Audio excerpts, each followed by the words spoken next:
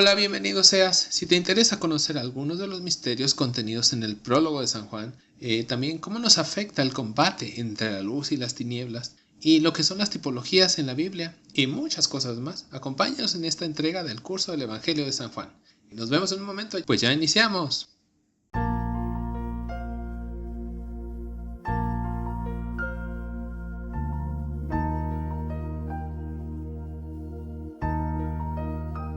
Iniciamos con una oración. En el nombre del Padre, del Hijo y del Espíritu Santo. Amén. Padre nuestro que estás en el cielo, santificado sea tu nombre. Venga a nosotros tu reino. Hágase, Señor, tu voluntad en la tierra como en el cielo. Danos hoy nuestro pan de cada día, y perdona nuestras ofensas como también nosotros perdonamos a los que nos ofenden. No nos dejes caer en tentación, y líbranos del mal. Amén. En el nombre del Padre, del Hijo y del Espíritu Santo. Amén. El prólogo de San Juan. El Papa Benedicto XVI dijo en alguna ocasión del prólogo del Evangelio de Juan: es un texto admirable que ofrece una síntesis asombrosa de toda la fe cristiana. Fin de la cita. Recordemos que el prólogo abarca del capítulo 1, verso 1 al verso 18. Y en estos pocos versículos encontramos que se habla de los más grandes misterios. Y eso puede volver algo intimidante la tarea de explicar incluso un poco. En especial los primeros 5 versículos, que dicen muchísimo más de lo que notamos a primera vista. Juan, capítulo 1, versos del 1 al 5. En el principio existía la palabra, y la palabra estaba junto a Dios, y la palabra era Dios. Ella estaba en el principio junto a Dios. Todo se hizo por ella, y sin ella no se hizo nada. Lo que se hizo en ella era la vida, y la vida era la luz de los hombres. Y la luz brilla en las tinieblas, y las tinieblas no la vencieron. Palabra de Dios. Solamente aclarar que en algunas Biblias no dice palabra, sino el verbo. El misterio de la Trinidad. Al comenzar su obra, Juan va directo a mostrar que Jesús es Dios, pues como ya habíamos visto en el video anterior, ese es el objetivo principal de este Evangelio. Jesús es la palabra o el verbo, y Él es el Hijo. Dios Hijo, y está junto a Dios, al que llamamos también Dios Padre. Ambos son un mismo Dios, pero en distintas personas. Más adelante veremos que Jesús mismo revelará quién es la persona de Dios Espíritu Santo, y en estos tres conocemos a quienes la Iglesia ha llamado la Santísima Trinidad: Dios Padre, Dios Hijo y Dios Espíritu Santo. Misterio de la palabra creadora. Juan revela que la palabra es quien ha creado todas las cosas. San Pablo es un poco más explícito y nos dice cuáles son estas cosas. Esto lo leemos en Colosenses 1, 16. Porque en él fueron creadas todas las cosas, en los cielos y en la tierra, las visibles y las invisibles. Tronos, dominaciones, principados, potestades, todo fue creado por él y para él, palabra de Dios. Entonces, no solo las cosas las ha creado, sino también a las personas, tanto humanas como angélicas. Han sido creadas por Jesucristo y, sobre todo, para Jesucristo. Hay un misterio que a la mayoría de las personas afecta directamente, pero pareciera que no nos importa o no le damos mucha importancia, y este misterio es que ¿cuál es la razón por la que Jesús me ha creado? ¿Y tú sabes para qué has nacido? ¿Por qué te sigue sosteniendo la vida? Y si yo fui creado por Él, ¿qué es lo que le puedo aportar? Las herejías de los testigos de Jehová. Hago un pequeño paréntesis para comentar que es un disparate gigante decir que Jesús es un ángel o que no es Dios, cuando en estas primeras líneas del Evangelio de San Juan ya vemos que ambas enseñanzas son falsas. Ambas son herejías muy graves, pues la distancia entre decir que Jesús es el creador y decir que es solo una criatura es infinita. Más de una ocasión he comentado esto con los testigos de Jehová, quienes son uno de estos grupos que enseñan estas cosas, y es evidente que ellos mismos no tienen claro por qué razón lo enseñan. Y si uno presiona un poco más, aciertan a decir solamente que Dios se los ha revelado a sus líderes, y por eso ellos siguen esa enseñanza, que es a todas luces antibíblica y anticristiana, pues va directamente contra la divinidad de Jesucristo. El combate espiritual de la luz contra las tinieblas. Algo más que queda patente en estos primeros versículos y en todo el Evangelio de San Juan es que estamos en constante combate, el combate de la luz contra las tinieblas. El mismo Jesús dio la batalla, entró en el combate y, como dice Juan, las tinieblas no lo vencieron. El cristiano que no se ha dado cuenta de que está en el centro de una batalla está perdido, está muerto en vida. A veces digo esto en tono de broma. Ese cristiano es como un zombi que vaga sin cerebro y sin rumbo, que le come el cerebro a los que aún no son zombis. Que eso es lo peor. No saberse en medio de la batalla es como ver caer bombas dentro y fuera de tu casa y decir, pero no pasa nada. No es lógico, ¿verdad? San Pablo explica este combate de la siguiente manera, en Efesios 6, 11 y siguientes. Dice así, revístanse de las armas de Dios para poder resistir a las acechanzas del diablo, porque nuestra lucha no es contra la carne y la sangre, sino contra los principados, contra las potestades, contra los dominadores de este mundo tenebroso, contra los espíritus del mal que están en el aire. Por eso, tomen las armas de Dios, para que puedan resistir en el día funesto y manteniéndose firmes después de haber vencido todo. Palabra de Dios. San Pablo vivía esto que él decía. Por eso tenía tanta pasión por la salvación de las almas y no la paraba nadie sino solo Dios. Pues ni los golpes, las necesidades, las enfermedades, sus propios compañeros, el hambre, las amenazas, nada lo detuvo. Con tristeza vemos que la mayoría de las personas no tienen ni idea de este combate. En apariencia, no toman posición en ninguno de los dos bandos y se dedican a buscar en qué invertir su vida. Estos son a los que Jesús llamó tibios en Apocalipsis 3:16. Y sin saberlo están ya enlistados del lado de las tinieblas. En general, cuando un cristiano verdaderamente se hace consciente de este combate, no dilata en tomar una posición. Su corazón vuelve a latir con fuerza, pues tiene claro el rumbo que debe seguir. Se apasiona y no hay quien lo detenga sino solo Dios. Yo te pregunto, ¿eres tú consciente de esta batalla? ¿Qué te dice tu vida? ¿Qué te dice el día a día? ¿Qué te dice tu corazón? ¿Cuánto fuego del Espíritu Santo corre por tus venas? El misterio de la encarnación. ¿Habrá un misterio más grande que la encarnación? Dice Juan un poco más adelante en Juan 1:14. Y la palabra se hizo carne y puso su morada entre nosotros. Y hemos contemplado su gloria, gloria que recibe del Padre como unigénito, lleno de gracia y de verdad, palabra de Dios. A este hecho histórico, la Iglesia lo llama la encarnación del Verbo. El acontecimiento de la encarnación grita a todo el mundo lo grande que es el amor de Dios. Un Dios que no tiene límites en su amor por nosotros.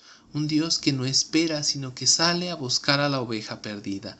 Un Dios creador que se rebaja a sí mismo para rescatar a su criatura.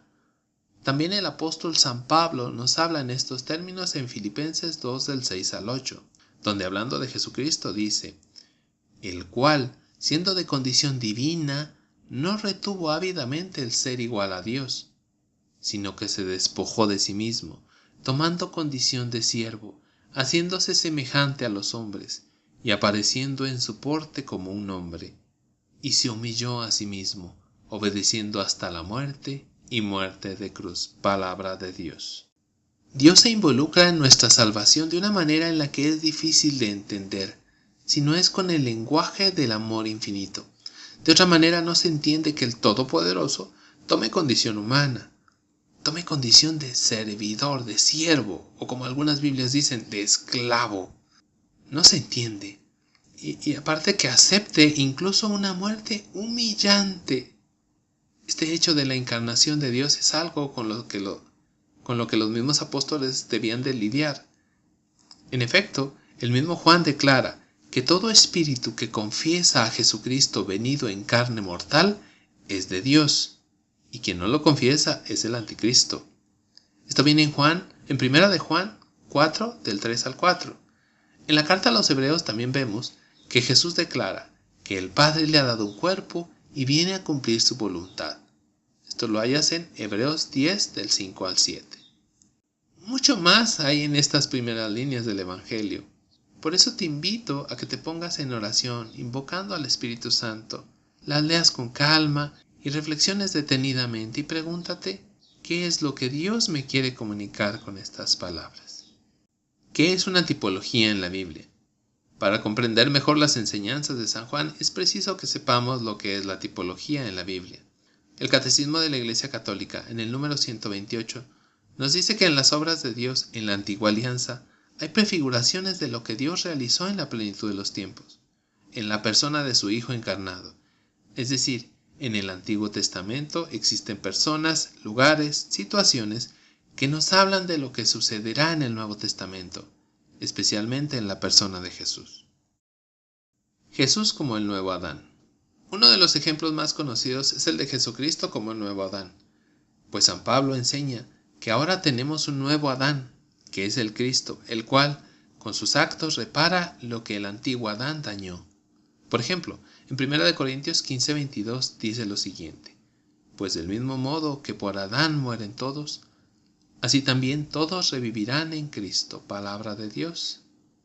Podríamos decir también que Jesús es el nuevo Abel, el nuevo Noé, el nuevo Isaac, el nuevo Moisés, el nuevo Josué, el nuevo David, el nuevo Salomón, etcétera, etcétera.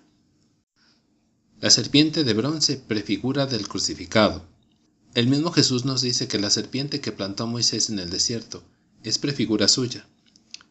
Juan 3, del 14 al 15 dice así: y como Moisés elevó la serpiente en el desierto, así tiene que ser elevado el Hijo del Hombre, para que todo el que crea tenga en él la vida eterna. Palabra de Dios. Jesús les habla de aquella ocasión en la que los mordidos por las serpientes en el desierto morían. Pero Dios mandó levantar una serpiente de bronce clavada en una estaca, para que quien la viera salvara su vida. Esto lo puedes leer en Números 21 del 4 al 9.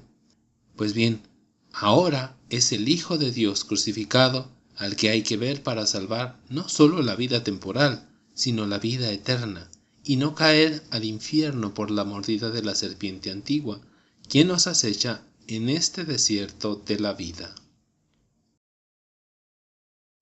En conclusión, una tipología bíblica es una prefigura que anuncia en el Antiguo Testamento lo que será una gran realidad en el Nuevo Testamento, o incluso en los tiempos de la Iglesia que vivimos. Tipos y antitipos. Las tipologías no solo hablan de Jesucristo, sino también de otras personas, y en especial, en esta ocasión quiero mencionar a la Santísima Virgen María, y a Eva, que es tipo y antitipo de la Virgen. Vamos a ver la siguiente tabla. Eva nace después de Adán. María nace primero que Jesús. Eva nace de la costilla de Adán. Jesús nace del vientre de María. Eva es llamada por Adán mujer. María es llamada por Jesús mujer. Eva obedece a un ángel caído. María obedece al arcángel Miguel, que es un ángel de Dios. Eva provocó el pecado de Adán. María provocó el primer milagro de Jesús y también que sus apóstoles creyeran en él, esto en las bodas de Caná. Eva trae el pecado y la muerte al mundo. María trae a Jesús, que es el santo y la vida misma del mundo. La lista es más larga, pero lo importante aquí es ver que son el tipo y el antitipo. Eva es tipo de María al ser llamada mujer por Adán, pero es antitipo de María porque obedece a un ángel caído. Es antitipo de María al provocar el pecado de Adán, contrario a María que provoca por su petición en las bodas de Caná la fe de los apóstoles y el adelanto de la hora de Jesús. En conclusión, vemos que el tipo actúa de una manera similar y el antitipo de una manera opuesta, y hay casos como el de Eva y María, donde encontramos ambos, tipos y antitipos. Entender esto es clave para entender un poco mejor los mensajes que nos da San Juan en su Evangelio. Tipologías y el valor del Antiguo Testamento. Ha habido a lo largo de los siglos y sigue habiendo en nuestra época muchas personas que menosprecian el Antiguo Testamento. Sin embargo, La Iglesia nos dice en el número 129 de su catecismo que los cristianos debemos leer el Antiguo Testamento a la luz de Cristo muerto y resucitado, y el Nuevo Testamento exige ser leído a la luz del Antiguo. También nos enseña en el número 121 que no podemos prescindir del Antiguo Testamento, pues son libros divinamente inspirados y conservan un valor permanente. Y esto queda más claro después de entender lo que es una tipología. Veremos que el Evangelio de San Juan está fundamentado en el Antiguo Testamento. Y es por eso una locura pensar que el Antiguo Testamento ha quedado caduco y que no necesitamos usarlo. Preguntas de repaso. ¿A qué parte del Evangelio de Juan se le conoce como el prólogo? ¿Por qué Jesús es la palabra creadora? ¿Qué es la encarnación del Verbo? ¿Qué es una tipología bíblica? ¿En qué se parecen Jesús y la serpiente de bronce de Moisés? ¿Cómo debemos leer el Antiguo Testamento los cristianos? Roguemos hoy y siempre al Señor Dios que nos envíe su Santo Espíritu para hacer vida a los misterios contenidos en su palabra, y que nos dé la sabiduría para poder compartirlos con nuestros hermanos, como lo hizo el apóstol San Juan, para que toda lengua confiese que Jesús es el Señor, y toda rodilla se doble ante su santo nombre. San Juan Evangelista, ruega por nosotros. En el nombre del Padre, del Hijo y del Espíritu Santo. Amén. Mi nombre es Francisco Delgado y te agradezco que me hayas acompañado en este tercer video del curso del Evangelio de San Juan. Te pido de favor que no olvides suscribirte para recibir los siguientes capítulos de este curso. También te invito que si te gustó lo compartas en tus redes sociales y les des dedito arriba para que llegue a muchas más personas. Con el permiso de Dios, nos vemos en el siguiente.